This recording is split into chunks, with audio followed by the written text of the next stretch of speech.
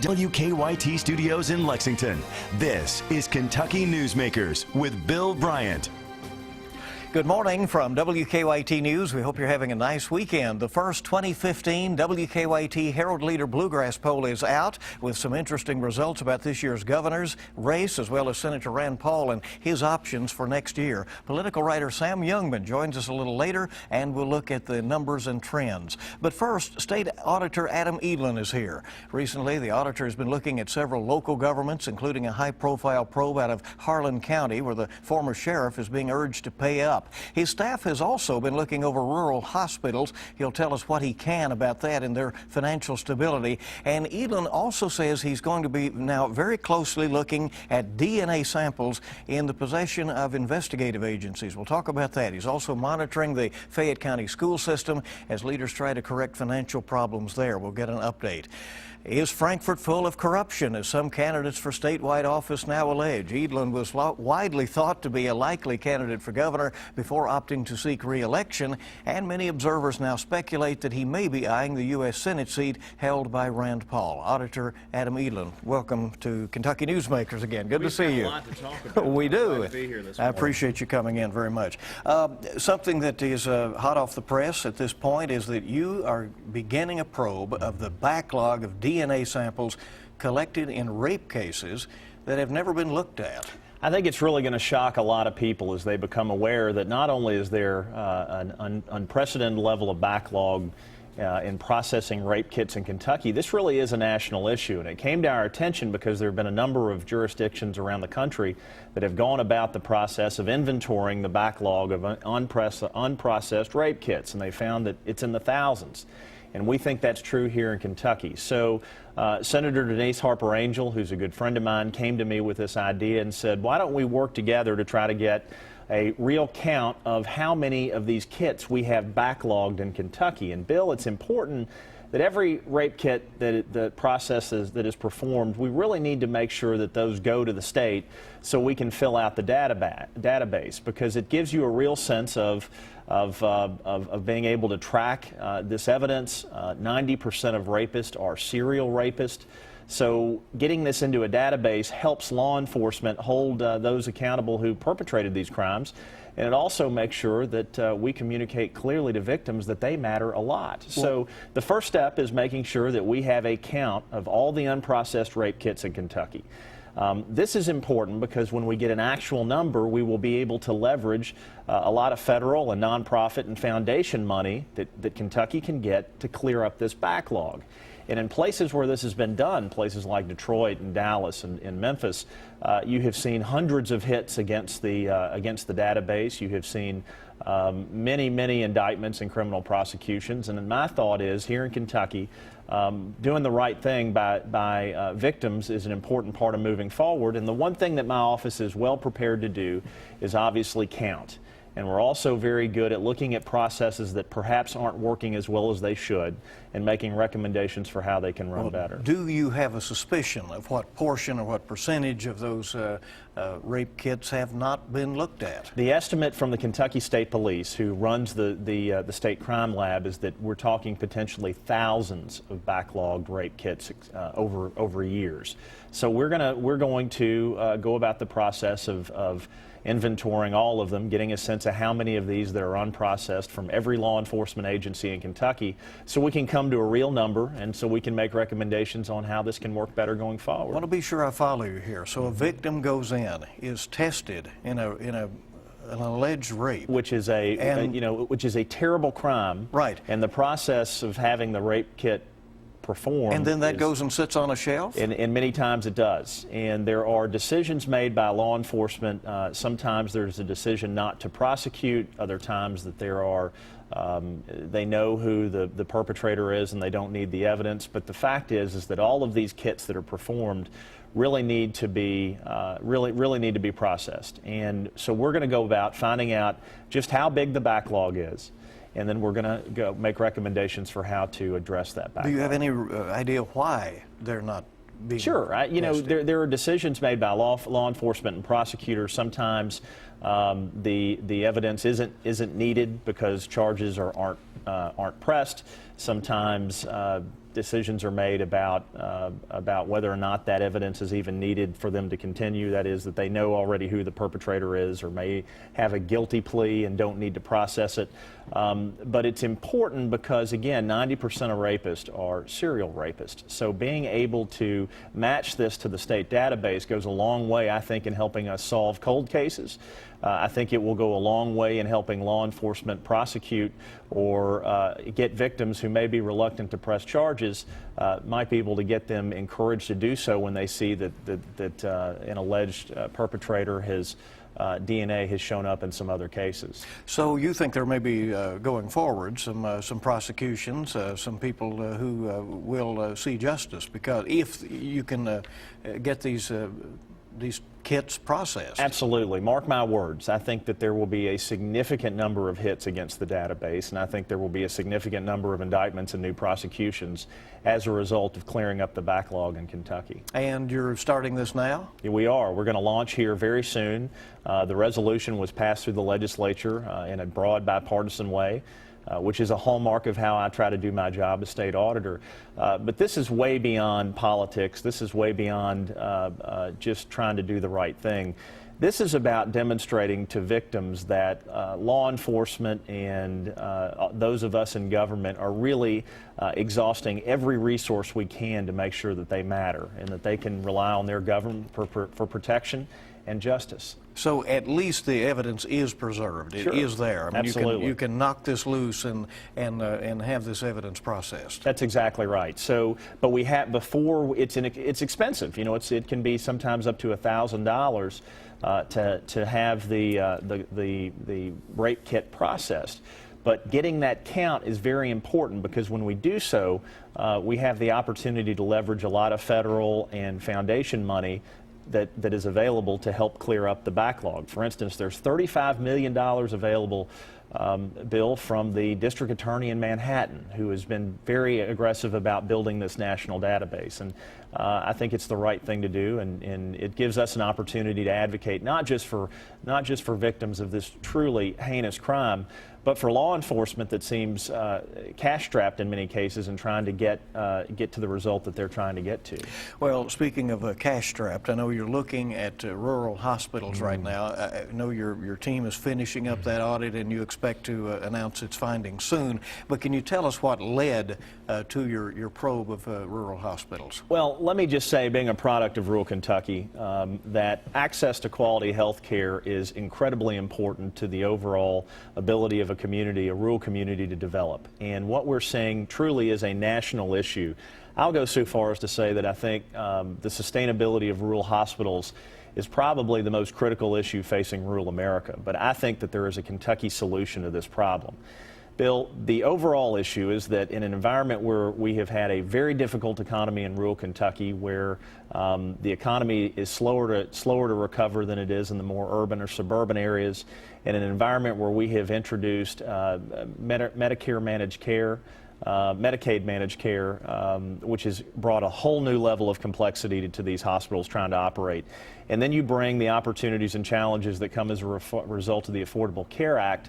We really have an unprecedented level of transformation going on in health care. Now, rural hospitals that already operate on very small margins, if at all, are having a difficulty navigating this environment. So figuring out how to collect their bills. Absolutely, because it changes the business model. And what our contention is that we have got to do a better job helping these hospitals usher through. And what's happening is the healthcare debate is largely being dominated by extremes. You know, when people want to make it about Obamacare or the Affordable Care Act, managed care or fee-for-service. What really practical people understand is that you have to understand the facts before you can begin to solve the problem. So we have 66 rural hospitals in Kentucky. I have gone and conducted a financial analysis of the strength of each one, and in a very short order, within days now, we're going to publish a stack ranking of how rural hospitals are performing in Kentucky, because some are doing well, others are not. And if we can shrink the problem down to being able to focus on those hospitals that are struggling and helping them adjust their business model, helping them navigate the complexity, helping make sure that the managed care companies that are now running our Medicaid program are focused on helping create a more sustainable network, the net result is that rural Kentucky will be in a better position to more fully develop their economy than not. What we can't have is rural hospitals closing. And we're seeing that, we have seen that twice. We've seen that down in the Purchase area in Fulton County. We have seen that just here in Nicholas County. And when these hospitals disappear, a lot of good paying jobs disappear, a lot of critical access and ambulatory care disappears. And I'm not prepared to give up on rural Kentucky. This is ultimately what this is about. But when do we expect that report? If not next week, the week thereafter. All right. We're with the State Auditor Adam Elin on Kentucky Newsmakers. He's also monitoring the Fayette County school systems, finances, and some other local counties that they've been looking into lately. We'll have that, talk about his future coming up. And then Sam Youngman from the Herald Leader on the Bluegrass poll coming up later on WKYT Kentucky Newsmakers. Welcome back to Kentucky Newsmakers on WKYT as we continue to visit with State Auditor Adam Elin. In Harlan County, there was about $27,000 in what you called inappropriate or questionable spending. What were the findings there in that particular local audit? Bill, sometimes I'm stunned, right? Like, you know, I've been auditor now for 3.5 years, and sometimes I see things that just make me want to wring people's neck, and I probably shouldn't be that blunt. But in one of the poorest counties, not only in Kentucky, and I feel a close kinship with Harlan. I've always loved that community, and for them to have a former sheriff, again, this is not only one of the poorest counties in Kentucky, it's one of the poorest counties in the United States, to have a former sheriff who wasted $27,000 on everything from massages to personal clothing to a subscription to a dating website is absolutely outrageous. And it really gets all over me that sometimes we see the corruption in places that can least afford it. And when a sheriff can't account for almost $10,000 in drug buyback money, it sends enormous red flags. And we, you know, it's real easy in this job to, I think, get immune to the corruption. And it's something that I just don't have to worry about. I don't think people have to worry about with me, because there are really, truly evidences of incidences of outrage, and this is one of them. You have urged him to pay that money back to the sheriff's office. Is it usually enough for an official or a former official to make amends by paying? No, absolutely not. Making amends is an important part of the process. But when a tax dollar is lost or delayed, it has a real impact, and he needs to pay that back. But we've also referred the finding about the drug buyback missing money to the Kentucky State Police to pursue law enforcement action. And we, just for the record, we refer about 24 local government officials to law enforcement about every year. When you do those audits, we generally get a release. We see them in your conclusions, and many of them are clean. Sometimes the majority are clean. Yeah. I mean, and I want to be clear. You know, I really do love to catch the bad guys. It's just the way I'm cut. But the vast majority of public officials in Kentucky are people who are doing it the right way and who are demonstrating enormous personal sacrifice to do their job. But these bad apples have got to be ferreted out. One audit you said, and this was not wrongdoing, you pointed out, but just a suggestion, and a strong one, that they should require banks to collateralize the amount of money that is above and beyond the FDIC's insurance. In other words, if a county has $400,000 in a bank and the insurance only goes up to $250,000, somebody... Taxpayers shouldn't be left in the lurch by that delta, and making sure that financial institutions and county and all governments are doing what they need to do to protect the taxpayer is important. But yes, there sometimes is a gap between what's insured and the taxpayer vulnerability. So making sure that that is fully bridged is really important. You released a very tough report on the Fayette County school system last year and promised at that time to monitor it as changes are made. Are you keeping apprised of their progress? Absolutely. You know, I'm the first state auditor to ever get involved in how public schools spend our money, and it's literally billions. And I am in regular contact with Marlene Helm, who is the interim superintendent here, who is going about what is going to be a very long and difficult process. When you have cultural issues that are long-standing within very large bureaucracies, whether they be state government or whether they be school systems, it takes a while to turn the ship around. And I'm monitoring it very closely. We are continually offering clarifications and examples of best practices for the school district to adopt, because at the end of the day, it's very important that these school systems run for the benefit of the kids they're educating and the taxpayers who are paying the freight. You are running for re-election this year. Do you like the Democratic ticket that seems to be emerging for the fall? I think it's pretty strong. It's young and forward-looking and energetic. And I think that's, I've always said you can't solve old problems without new energy. And I think there's a lot of new energy on the ticket. And I'm excited to be a part of that. Is it likely that you will run for the U.S. Senate next year? You know, I don't have any plans to. And Bill, I think it's beneath the dignity of a public official to run for two offices at once. And I certainly won't be party to that kind of approach, regardless of how fashionable it's becoming in some circles. Some might say that's a rather obvious shot right there. Well, it is all I can do is talk about my own approach, and I am the taxpayer watchdog. It's a job I love. I'm going to be asking the people of Kentucky for a mandate for the way we have expanded it during my term. And, you know, I think decisions like that need to be about what's good for the people of Kentucky rather than what's good for one Kentuckian. If somebody gets into a statewide office race like the U.S. Senate, it's pretty late now to get in, isn't it? Unless you're wealthy and could write a big check. Well, and I'm not wealthy, and I'm not somebody who's in a position to write a big check. But I think these things are going to develop late, and we'll certainly have a good quality candidate once Senator Paul decides what job he really wants. I'm sure that the Democratic Party will have an able candidate running for the U.S. Senate, and it'll be somebody who really does want to do that job. Adam Edlund with us here on WKYT's Kentucky Newsmakers. Thanks for coming. Thanks. Appreciate it. Back in just a moment, we'll look at the Bluegrass poll and the governor's race, and also how Kentuckians feel about Senator Rand Paul. The Herald Leader political reporter and writer Sam Youngman with us. Coming next.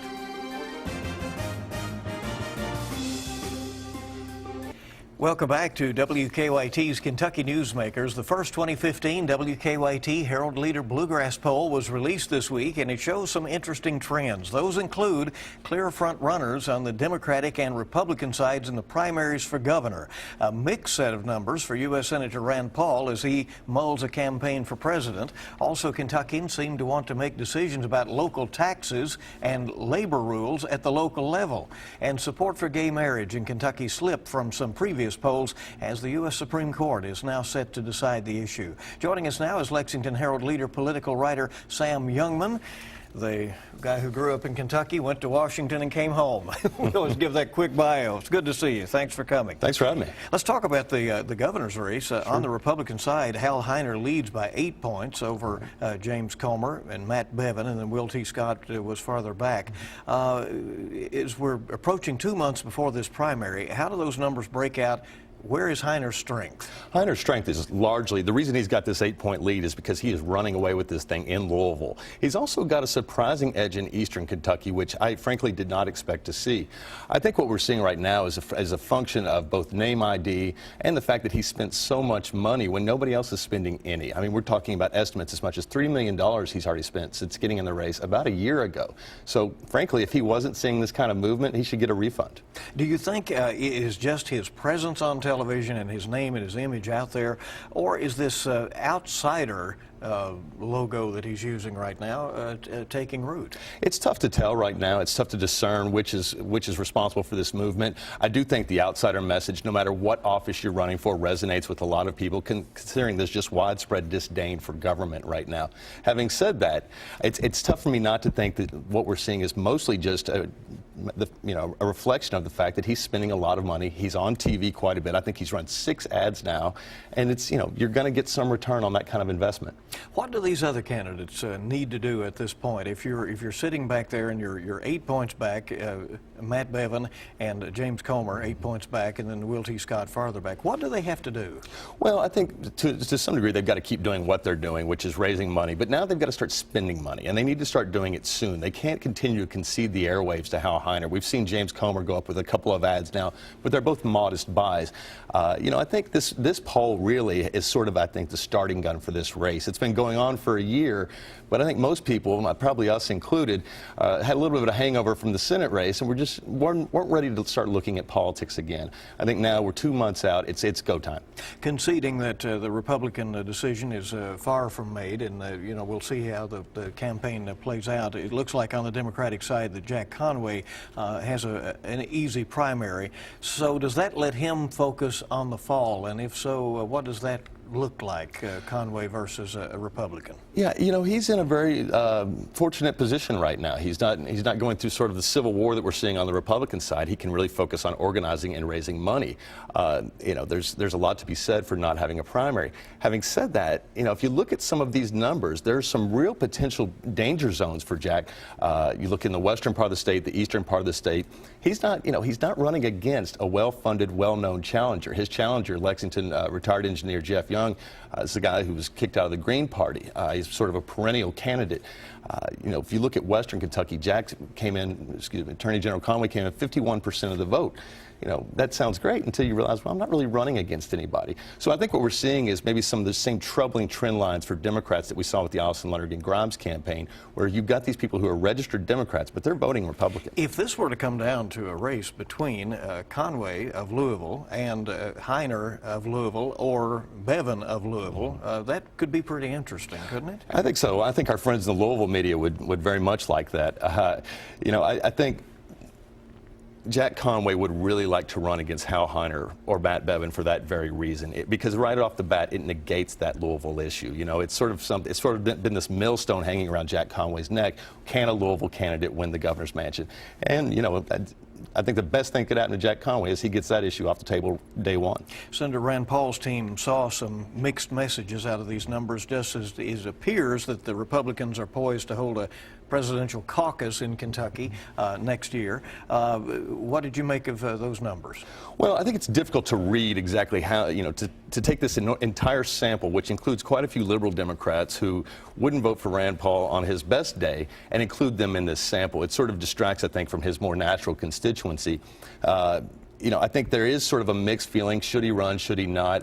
I was talking to Stephen Voss, who's a political science professor at the University of Kentucky, and he said, we always tend to be more idealistic when we answer these polls. We want our public servants working for us and not running for the next office. I think what we'll be looking closely to see as we move into the spring, which thank goodness spring is here, is, do some of these numbers start to change? Rand Paul's team is betting on sort of this state pride to take hold. One of our own is running. And we'll see if it does. I think, it's one of the reasons, it's one of the rationalizations they gave for putting his, what I'm guessing will be a presidential campaign office in Louisville. So we'll see if Kentuckians rally around this as he gets going. Kentucky political operative Scott Jennings joining Jeb Bush's campaign. Does that say to you that the other Republicans won't concede Kentucky? Yes and no. I think Scott Jennings is more than just a Kentucky political operative. He's a national political operative. He was a veteran of the Bush White House.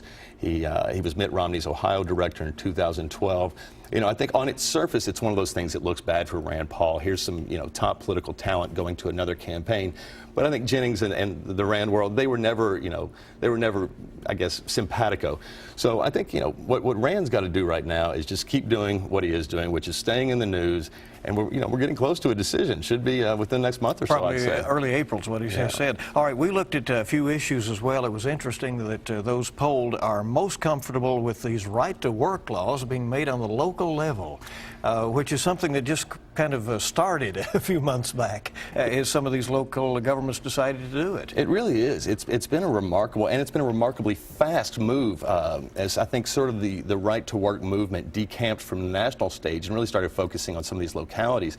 But it's really been sort of a surprising but effective grassroots movement. It's been obviously been an early flashpoint in the governor's race, and I expect it to be going into the fall campaign. Jack Conway has warned these local governments, you can't do this, and Republican candidates are saying go for it. Well, those polled also favor putting the question of a local option sales tax for specific projects for a limited period of time on the statewide ballot for a vote, and then they would be subject each time to a local vote. But the Republican Senate decided not to advance that onto the ballot, leaving that decision in Frankfort. The polling seems to say the people want to vote on this. I think it turned out to be a safer issue than I think a lot of Republicans would have guessed. Just at first blush, you look at an issue like this and your mind immediately goes to a fall campaign when your opponent is saying, hey, you voted to raise taxes. So I think, right now this is an issue that's probably still a year or two away from getting some real clarity in Frankfort. Support for gay marriage slipped some in this poll from our previous polls. Kentucky, one of 14 states that does not recognize gay marriage. The Supreme Court will weigh in on that issue this summer.